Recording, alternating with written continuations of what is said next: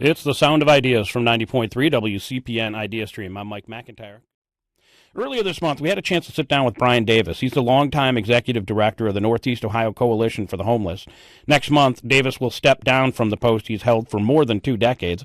We talked to him about his decision, which he said was influenced by the current social climate that seems to care too little for those in need.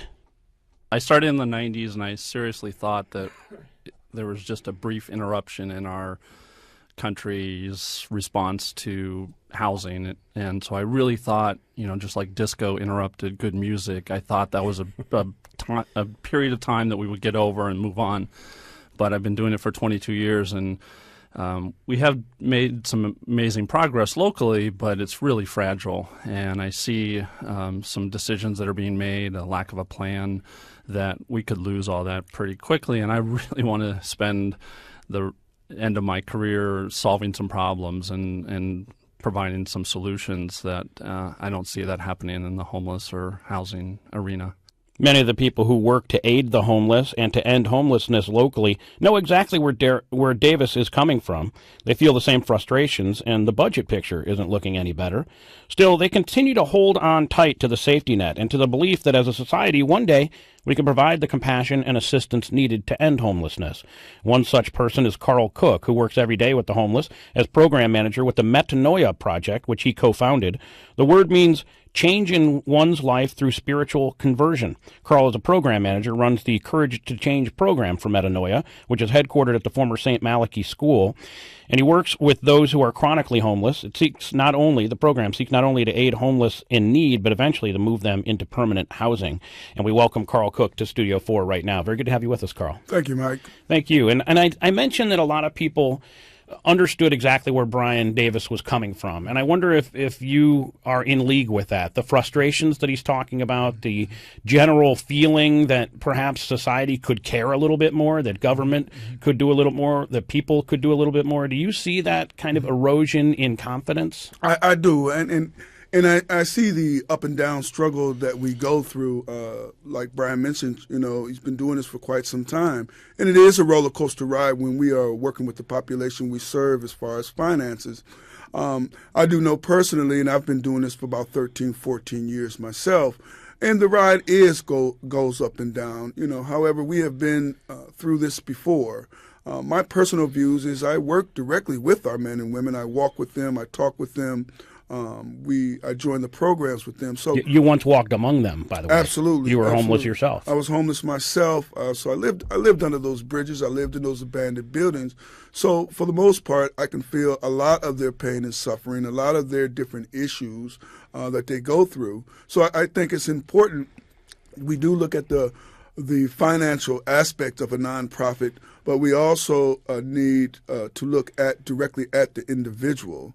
And that's something with me and my team does. So what Brian is talking about, if you go 10,000 feet up and look down, you can see that the kind of progress you'd love to make as a person working in this field for 20 plus years, it's frustrating. And he's like, maybe I can make a better difference and a bigger difference somewhere else. I'm just getting out. Sure. Not everyone can do that, though, and you're still there having to deal with those problems. So you seem to want to be looking at it more at ground level, which is one-on-one. This particular person I can help today. How do you do that? I mean, we talk about the issues of homelessness. There's mental illness. There's substance abuse. You had that yourself in terms of substance abuse that led to your homelessness. How do you connect with somebody to the point where, even with resources being limited, you can have these success stories? Well, I think for one thing, if I had a lot more David Rosens of the world, Joe Muskas. Now, who are these? Who are these guys? These are just personal friends of mine, John and Robin Legan from H3O, more of those. And those are our men and women that help us personally with finances, come down and walk with our men and women, create relationships, which is the most important. If we had a lot more of those men and women that live out in the community, and what I mean by that is more people to get involved with our population that we serve. And it's a fear on both parts, and I think that's one of why the struggles are that we're not getting the support that we need from the private sector because of certain fears of the homeless population. Our number is 216-578-0903 if you'd like to interact with Carl Cook. He works every day with the homeless. We'll learn a little bit more about him in the next few minutes, too. So, Carl, one of the things that came up after this program we had with Brian was, you know, he may be speaking the truth that a lot of people feel, but also, you know, when it was over, it's like, man, what a bummer. Like, here's a guy who's been really committed and working hard, and he just says, listen, I've got to step off because it isn't working. And so you can come away from that saying, well, I guess the future's pretty bleak, but you don't. And then the question becomes, what can people do who aren't you to help? So if I'm somebody who's interested in wanting to help, if it's just about giving money, what are other things that you think could change the public perception and participation in terms of helping people who are homeless? Well, I always say, you know, I like stuff, you know, stuff to stuff to support our men and women's socks, different underwears, different things like that for the group like the nonprofit that we have to help draw, or I call them attractions, just to draw them into the different programs that we do. So a pair of socks or some new clothing is not really the end game. I mean, you want to have warm feet, but you're bringing them in for the socks, and that's when you can then work with somebody. Absolutely. Those things are attractions to me. The food is the attraction. The socks are our attraction. Our men, these are things that day to day as human beings that we need to survive. So these things, as our men and women come in, one of the things that I do one person at a time, me and my team, is to attract them in to the school for the homeless, to the different things that we do. You know, we have to get them there. You know, and those things attract them to the different programs. Let's play another little bit of the clip from Brian Davis, because he talked about the idea of victories, and you're talking about some of these victories too. And I'd like to ask you after that, what would you consider a victory? But let's hear it's about a minute or so from Brian's conversation with us a couple of weeks back. We were a bigger organization in the 90s and 2000s, and so there was always victories almost every day of people getting into housing. The victories have grown farther and farther apart, and I'm really seeing people who, when a family became homeless, everyone like set their hair on fire to try to help that family because the children involved, they're innocent, they have nothing to do with all of this, and we did all we could to get them back into housing as soon as possible, made their stay in homelessness brief, and we're not doing that anymore. It's longer and longer times. We don't really have a response to like pregnant women who are homeless. Domestic violence is bigger and bigger problem. So, you know, all of those things, seeing all that, seeing how politicians are really ignoring housing and homelessness has made it very, very difficult to get up every day and be an advocate when, you know, you don't see a possibility of victory and you see a lot of setbacks. The possibility of victory, and he says victories are fewer and farther in between. What do you consider a victory? Is it getting someone into housing, and are you seeing victories on a daily basis? Well, where I see victory is that it's more about sustainability, you know, and for our guests that we have, first we want to sustain them. I mean, we want to get them housing, but can you keep the house? You know, we want to get you a job, but can you keep the job? I truly believe, you know, one of the measures of success is to really go down to the core of the problem with our men and women and find out why they can't be sustainable.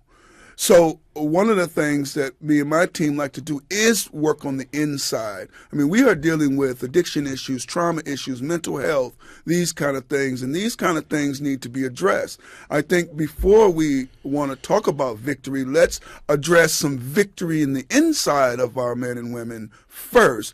So once they reach the victory of their housing, the victory of their job, they'll be sustainable in it.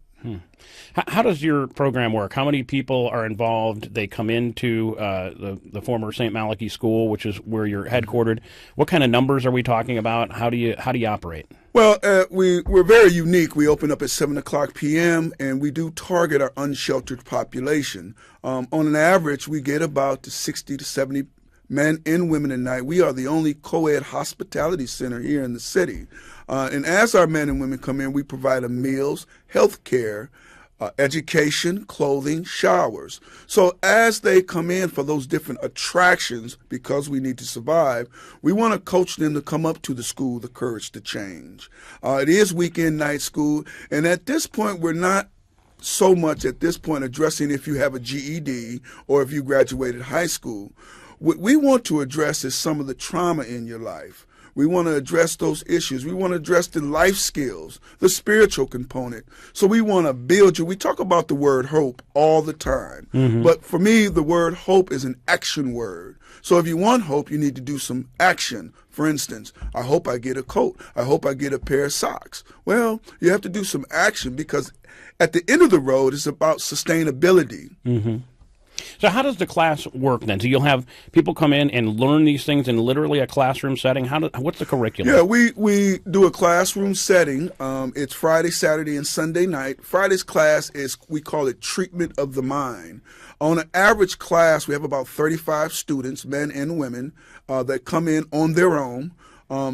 It starts right away about being accountable. Class starts at 8. You need to be there at 8. We have a 3 red check system in place where if you get 3 of those, you may not make it through the 6 weeks of class. And then it's 6 weeks on a work ethics program. So Saturday's class is a life skill class. Everybody wants to work. I want to work. I need a job. I need a job. I need housing. I need a job. Well, can you keep it? So we want to Can you get up and get to it? That's right. Do you have transportation? Do you have the wherewithal to Absolutely. Interact? That's right. So we want to focus on your life skills, but it's certain things you have to have in place in your life skill. A resume. I don't have anything on my resume. Well, we want to build you one. We want to build your hope up. And then, of course, Sunday's class is the spiritual component. I call it the God conscience. I think everybody has one because our men and women need to find the crutch. Because if they're not dealing with the trauma, they need to find a crutch. Although we're putting some tools in their place, but they need to find a spiritual component where they can find their own God conscience in their lives so they can be sustainable. Carl, I said we learn a little bit about you. We're running short on time, but I do want to know a little bit more. You were homeless yourself. Tell us how that happened and how you were able to find that crutch for yourself and to get out of that situation. Well, for many years, my dilemma was alcoholism. I started drinking when I was 8 years old. Now, I didn't have the bad family. I didn't have the abuse family. I had both parents in the home. My father Dad's a lawyer. Yeah, a lawyer. My mother, podiatrist. They lived a political life, and at 8 years old, I found myself, sipping here and sipping there, and it turned into alcoholism. However, I hid it from my parents for many, many years because I knew they didn't know what signs to look for. But, alcohol ended up with other gateway drugs in my life and rendered me homeless. One of the things and the difference, I always had a job. I always did what I needed to do, but I could never be sustainable with my different defects of characters that I had. What turned it for you? Well, I ended up at 2100 Lakeside in 2005. The homeless shelter. Yeah, the homeless shelter. And, 10/24/05, I'll never forget it. I had a bottle of wine in my hand. And I said, this is it because this is probably the end of the road. And this where my life started to turn around. I started a journey because it is a journey. It's fearful to change. Why should I? I'm very comfortable where I'm at. And that's where I see our men and women. You're in your comfort zone. Well, what we want to do is get you out of your comfort zone, which is difficult. But one of the things we can address, again, is completion, sustainability, victory. Carl Cook, thanks so much for talking to us, and I have no doubt in listening to you that you will achieve victory. Very nice to meet you. Thank you, Mike. Thank you. We're going to take a quick break right here. By the way, if you have some thoughts about Carl and what he has had to say, you can call us on our last word line. It's 216-916-6397. Leave us a message there. Coming up.